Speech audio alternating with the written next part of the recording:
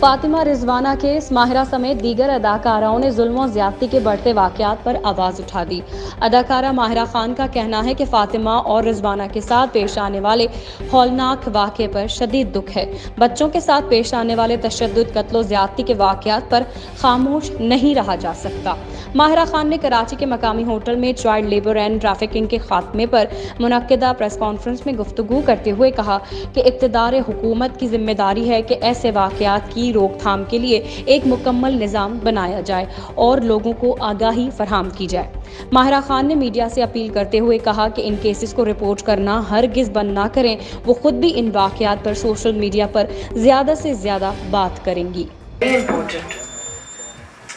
Whoever is in power needs to come together with people like us, NGOs, different bureaus, and help educate people, make people aware, put in systems which can help children.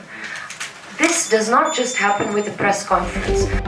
Star news, Geo Pakistan के लिए।